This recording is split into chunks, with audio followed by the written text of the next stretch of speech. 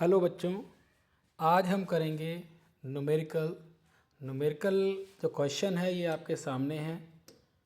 Question क्या कहता है इसके बारे में पढ़ते हैं। ये कहता है कि F G and F E represents gravitational and electrostatic force respectively between electrons situated at a distance 10 centimeter. Suppose two electrons are there, 1, 2, and distance between them is 10 centimetre. अब इनका मास हम मान लेते एम ई है, क्योंकि दोनों electron से दोनों पे मास कितना होगा, एम ई। तो force of attraction between two massive body according to the law of gravitation, F force of electron will be force of gravitation, this will be equal to g m1 m2 by r square. Here r has been given 1 as 10 centimeter, so we will use r is equal to 0.1 meter. R आप देख सकते हैं यहाँ पे 10 centimetre दिया हुआ है question में, तो आप यहाँ लिख सकते हैं कि r is equal to 10 centimeter, और हम इसको मीटर में कन्वर्ट करेंगे तो it will come 0.1 meter. Putting the value of F G, we will get F G will be equal to 6.67 into 10⁻⁻11, ये हमारे जी की वैल्यू हो गई, इंटू मास ऑफ इलेक्ट्रॉन कितना है 9.1 into 10⁻31 into 9.1 into 10⁻31 divide by r square. R कितना था 0.1 metre का स्क्वायर। ये हमारा एफ जी हो गया। इसी हिसाब से एफ ई निकालना है, electrostatic force. This comes out to be, formula में याद है, के Q1 Q2 bye r square, और के की वैल्यू कितनी है हमारी 9 इंटू 10⁹ इंटू 1.6 इंटू 10⁻⁻19 इलेक्ट्रॉन है, तो इसका स्क्वायर कर देंगे और डिवाइड बाय आर स्क्वायर यानी कि 0.1 का स्क्वायर। अब आप एक चीज़ देखिए, हमें जो निकालना वो रेशियो है, और रेशियो के लिए हम क्या करेंगे, ये एफ जी और ये एफ ई को हम डिवाइड कर देंगे। एफ ई और एफ जी को डिवाइड करें तो जो डिस्टेंस का स्क्वायर है वो आपस में कैंसिल हो जाएगा। ठीक है, अब इसमें पावर्स का करते हैं, -31 हमारे पास हो जाएगी, सॉरी ये 31 है, -31 -62 और -11 और -11 बनते हैं -73, तो ये -73 हो गया, और नीचे हमारे पास है -38। तो इनको अगर हम आपस में कैंसिल आउट कर दें तो पावर बन जाएगी, इनकी जो वैल्यू है आपस में कैंसिल करने के बाद वो हमारे पास बनती है 2.39 इंटू 10⁻⁻43। क्योंकि ऑर्डर पूछा गया है, ऑर्डर का मतलब ये होता है किस रेंज तक ये बात कर रही है। तो इसका जो ऑप्शन है, ऑप्शन नंबर डी बिल्कुल सही जवाब है। 10⁻⁻43 के ऑर्डर में इसका रेशियो रहेगा force of gravitation to the force of electrostatic. तो ये हमारा पहला न्यूमेरिकल था। इसमें फिर से बता देता हूँ कि एफ जी और एफ ई को हमने रेशियो निकालना है। अब ये जो वैल्यू है ये आपको याद भी करनी पड़ सकती है, कई कई वैसे आमतौर पर पेपर पे मिल जाती है। ये हमारे पास है मास ऑफ इलेक्ट्रॉन यानी कि M E, this will be equal to 9.1 into 10⁻31 kg। ध्यान रखिए, अगर ये kg में यू है तो ही हम यूज़ करेंगे कि सिस्टम हमेशा MKS में डील करते हैं, या ऐसा ही सिस्टम बोल सकते हो, MKS सिस्टम बोल सकते हो। तो this is the first numerical. अब हम बात करेंगे सेकंड न्यूमेरिकल की।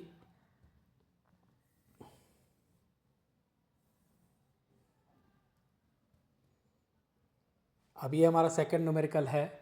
इसमें ये पूछता है कि which one of the following charge is not possible.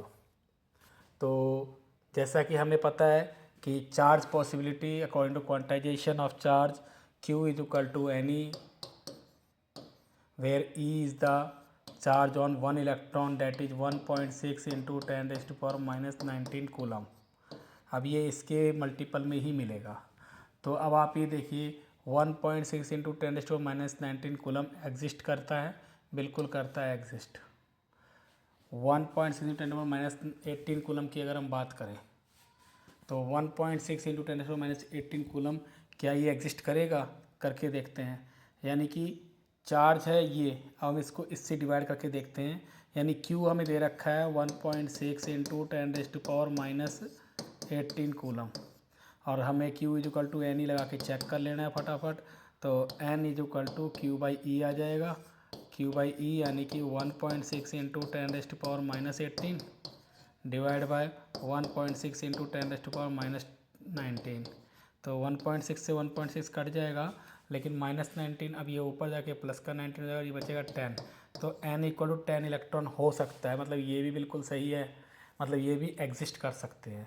इसी प्रकार अगर हम 1.6 इंटू 10 माइनस 20 कूलम की बात करें इसी सेम फॉर्मूले से कि N is equal to Q by E that comes out to be 1.6 into 10 raised to power minus 20 divide by 1.6 into 10 raised to power minus 19।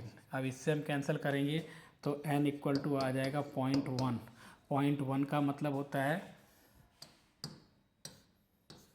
1.6 cut गया और 10 की पावर माइनस 1 बन गया, यानी कि 0.1। और 0.1 का मतलब होता है इलेक्ट्रॉन का 10वां हिस्सा, the 10th part of electron, और 10th यानी कि 1/10। और इलेक्ट्रॉन का मिनिमम चार्ज 1.6 हो सकता है, यानी कि this charge will not exist, this charge is not possible. तो हम इसको टिक करेंगे, this is the answer, this charge is not possible. तो दूसरा क्वेश्चन भी हमारा हो गया। नाउ हम तीसरे क्वेश्चन की बात करेंगे।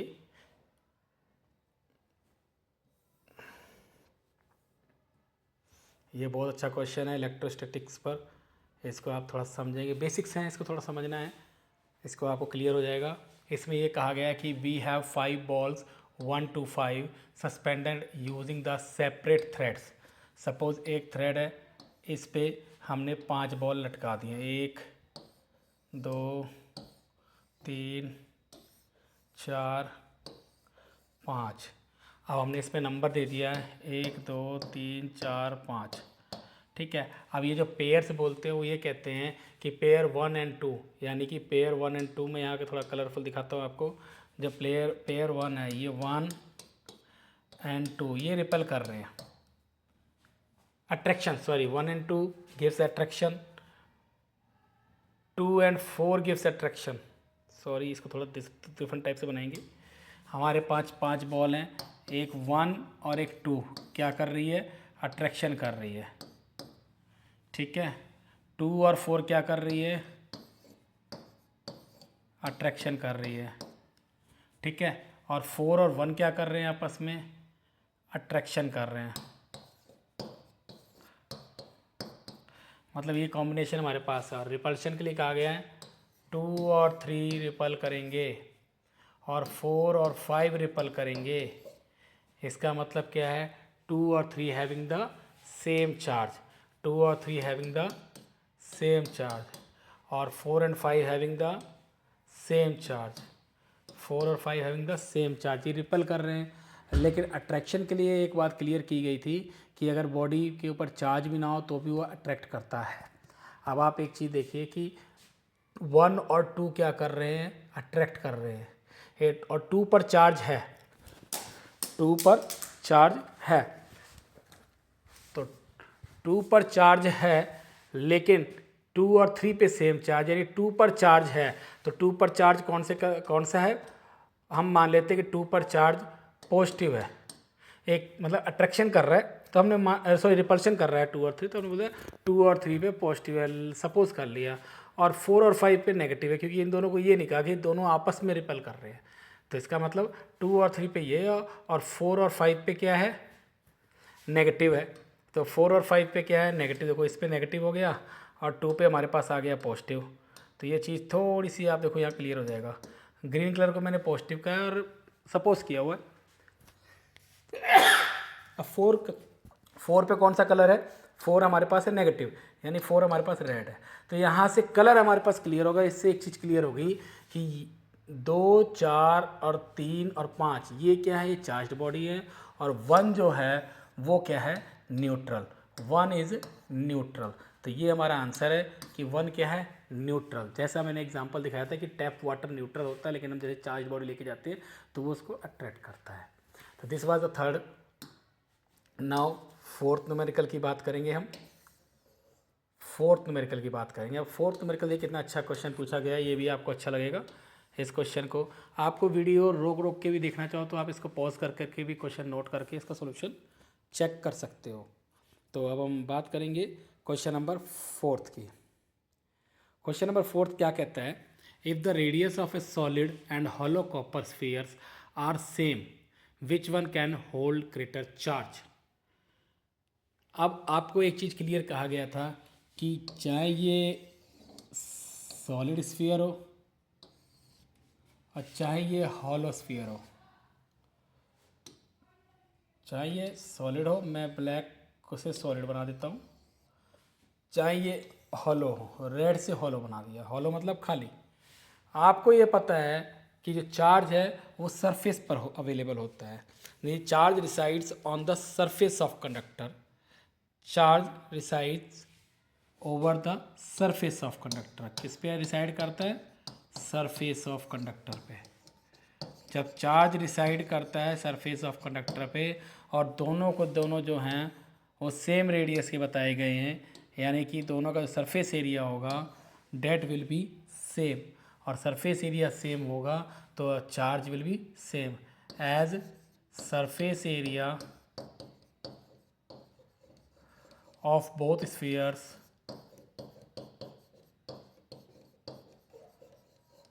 Are same, they will acquire same charge. They will acquire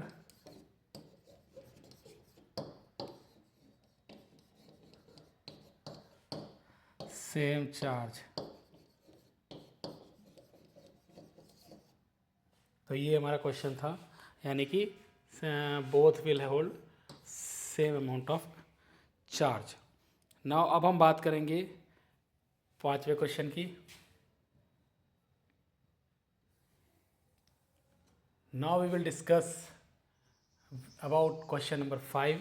ये भी अच्छा क्वेश्चन है, ये कई बार आया हुआ भी है सिंपल लेवल, तो इसको हम बोलेंगे। इसमें ये पूछा गया है कि 1 इलेक्ट्रॉन में कितना चार्ज होगा।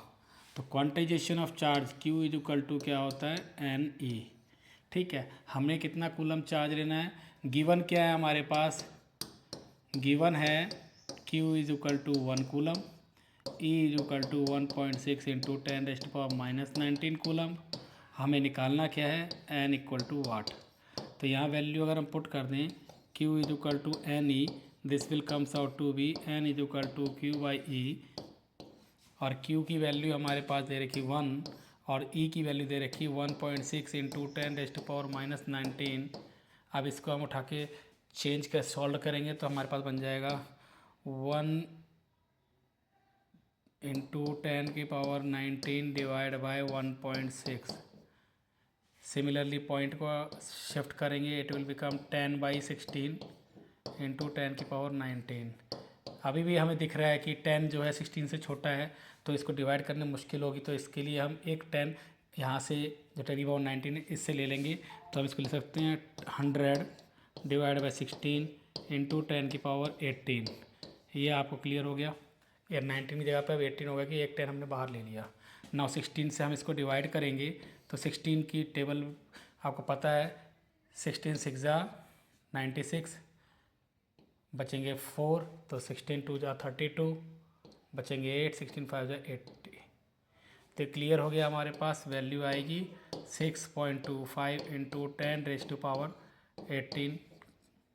This is the number. तो इसी कोई यूनिट नहीं है, तो ये भी ऑप्शन से सही है। और ये क्वेश्चन अब बच्चों को एक्चुअली आपको याद हो जाना चाहिए कि एक कूलम में इतने अमाउंट ऑफ इलेक्ट्रॉन्स की रिक्वायरमेंट रहती है, क्योंकि ये क्वेश्चन कई बार पेपर में पूछ देते हैं छोटा सा कि 3 इलेक्ट्रॉन में कितने, मतलब 3 कूलम चार्ज में कितनी हुई, तो इस फैक्टर को 3 से गुणा करना पड़ेगा। तो ये 5 क्वेश्चन थे। ना क्वेश्चन नंबर 6, क्वेश्चन नंबर 6 की बात करते हैं। तो क्वेश्चन नंबर 6 हमारे पास आ जाएगा, the current produced in wire when 10⁻⁷ electrons per second are flowing in it. अब हमें यह पता है कि इलेक्ट्रॉन्स फ्लो कर रहे हैं, बट हमें क्या दिखाना है कि कितना चार्ज फ्लो कर रहा है। जैसा कि आपको पता है I current is given by charge upon time. यहाँ पे क्या गया गया है, टाइम दिया गया है 1 सेकेंड की, पर सेकेंड की बात हुई है, टाइम दिया गया है 1 सेकेंड। तो अब टाइम तो हमें पता चल गया 1 सेकेंड। अब हमें चार्ज निकालना है, तो Q इज इक्वल टू क्या होगा, N E. N is the number of electrons flowing per second. तो एन की वैल्यू दे रखी है 10⁻⁷, इंटू में ई की वैल्यू हमें पता ही है सभी को, 1.6 इंटू 10⁻⁻19 कूलम। ठीक है, तो टोटल चार्ज हमारे पास Q बराबर निकल जाएगा 1.6 इंटू 10⁻⁻12 कूलम। अब इतना अमाउंट पर सेकेंड अगर हम निकालेंगे, then I will be equal to 1.6 into 10⁻⁻12 divide by 1 second, that comes out to be 1.6 into 10⁻⁻12 ampere. This is the amount of current. तो option number D is right answer. तो calculations हैं छोटी छोटी, इनको आपने ध्यान में रखना है, इसके बगैर ये काम नहीं करने वाली। नाउ इसके बाद नेक्स्ट आते हैं हमारा क्वेश्चन नंबर 7 में चले। अगर हम इसको देखिए, यहाँ पे अब कूलम्स लॉ के हिसाब से छोटा मोटा क्वेश्चन आया है कि फोर्स की बात करेंगे थोड़ा सा। क्वेश्चन नंबर 7 को अगर हम बात कर लें, the force between charge this is 5 Newton, यानी कि डिस्टेंस दे रखी है R1 मान लेते हैं, R मान लेते हैं, R डिस्टेंस दे रखी है 0.06 मीटर, और क्या दे रखा है, फोर्स दे रखा है 5 न्यूटन। ठीक है, अब ये कहता है if each charge is move towards other by 0.01 meter. ये ध्यान रखना, एक चार्ज ये है और एक चार्ज ये है। ठीक है, each charge is move towards the other by 0.01 meter. 0.01 meter से वो एक दूसरे की तरफ मूव कर रहा है, यानी उसने कितना मूव किया है, 0.02 मीटर मूव किया है। कितना मूव किया है, 0.02 मीटर। तो अब आप यहाँ देख सकते हो एफ, ये हमारा R1 था, ये F1 था, R2 हमारा कितना होगा, उसके हिसाब से हमने F2 निकालना है। ठीक है, R1 हमारे पास क्या था, 0.06 मीटर। ठीक है, और R2 हमारा क्या होगा, देखिए R1 हमें दे रखा है 0.06 मीटर।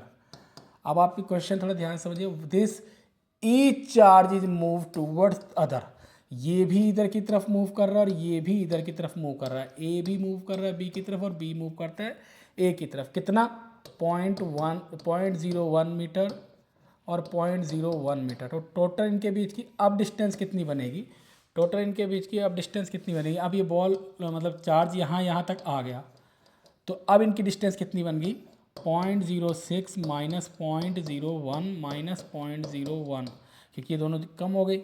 अब हमारा बन जाएगा 0.04 मीटर। तो इनकी डिस्टेंस ये रहेगी। तो R2 हमारे पास आ गया 0.04 मीटर, और न्यूटन फोर्स हमें निकालना है F2। हमें पता है F is inversely proportional to R²। इससे हमें पता चल जाएगा F1 बाई F2 निकालना है, तो ये हमारा बन जाएगा R2 बाई R1। अब F1 बाई F2 हमारा R2 बाई R1 हो गया, तो सॉरी R2 बाई R1 का स्क्वायर। तो अब हमारे पास R2 की वैल्यू कितनी है, 0.04 का स्क्वायर, यानी 0.04 को मल्टीप्लाई किया डिवाइड बाय 0.06 इंटू 0.06। ठीक है, तो अब पॉइंट्स सारे सेम है तो सारे हट जाएंगे, 4 4 16 और 6 से 36 बचेगा, यानी कि 16/36 ये हमारा आ जाएगा। इसको और थोड़ा सॉल्व करें, 4 की टेबल में सारा आता है, तो 4/9 आ गया हमारे पास। कितना आ गया, 4/9। अब ये 4/9 आ चुका है क्या, F1/F2 इज इक्वल टू 4/9, लेकिन हमें निकालना है F2। तो F2/F1 क्या होगा हमारे पास, 9/4, यानी कि F2 हमारा हो जाएगा 9/4 F1, और 4 को 9 से डिवाइड करेंगे, देखिए कितना होता है, सॉरी 9 को 4 से डिवाइड करें कितना होता है, 4 2 ज़ा 8, 1 डेसिमल तो 0 10, 4 2 ज़ा 8, 4 5 20 F1, और F1 हमें दे रखा 5 न्यूटन, तो 2.25 into 5 it comes out to be कितना बन जाएगा, 5 5 25, 5 2 10 और 2 12, 5 2 10 और 1 11, 11.25 Newton will be the force. देखिए ये आंसर हमारा है कुछ नहीं, सब स्टेप बाय स्टेप करते जा रहे हैं तो बहुत इजी होता जा रहा है। तो नेक्स्ट क्वेश्चन है हमारा क्वेश्चन नंबर 8 पे आते हैं अब हम। क्वेश्चन नंबर 8 हमारा क्या कहता है, इसको थोड़ा स्टडी करते हैं। क्वेश्चन नंबर 8 की बात करेंगे। 2 point charge this repel each other with the force of 40 newton. तो हमारे पास चार्ज दे रखा है Q1 is equal to +3 micro coulomb, Q2 is equal to +8 micro coulomb. Please ध्यान रखना, स्टेप बाय स्टेप चलेंगे तो आसान होता है। और फोर्स हमारा हो जाता है F1, क्योंकि इन्होंने बाद में एक और फोर्स पूछा है फोर्स, तो इसलिए हम पहले वाले को F1 मान लेते हैं। अगर इस कंडीशन है तो फोर्स हमारा 40 न्यूटन है। अब इसने कंडीशन चेंज कर दी, if -5Q charge is added to them, to each of them, means अब Q1 prime it comes out to be +3 micro coulomb -5 micro coulomb, और Q2 प्राइम यानी डैश कर दिया, ये बन जाएगा +8 माइक्रो कूलम -5 माइक्रो कूलम। तो इनकी वैल्यू कितनी बन जाएगी, 3 - 2 5 यानी कि -2 माइक्रो कूलम, और इनकी बन जाएगी -3 माइक्रो कूलम। तो यानी Q2 प्राइम और Q1 प्राइम हमें मिल गया, डिस्टेंस को चेंज नहीं किया। तो हमें पता है क्या, कूलम्स लॉ के according the force of attraction और repulsion between any two charges directly proportional to the product of their magnitude of charges.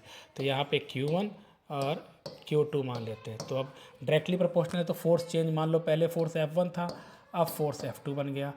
तो ये हमारा बन जाएगा कि हमने क्या बना था, Q1 प्राइम और Q2 प्राइम। ठीक है, अब इनको हम डिवाइड कर देंगे तो हमारे पास बन जाएगा F1 by F2, it comes out to be Q1 Q2 by Q1 prime Q2 prime. ठीक है, यहाँ तक आ गया। अब इसमें हम वैल्यू पुट कर देंगे। Q1 की वैल्यू 3 माइक्रो कूलम है और Q2 की वैल्यू है 8 माइक्रो कूलम, डिवाइड बाय नीचे आपका बचेगा 2 माइक्रो कूलम और 3 माइक्रो कूलम। तो ये ध्यान रखिएगा कि प्लस और माइनस में मैं इसलिए नहीं ले रहा हूँ क्योंकि यहाँ पे हम मैग्नीट्यूड की बात करते हैं, मैग्नीट्यूड में प्लस माइनस नहीं होता, ओनली वैल्यू की बात होती है।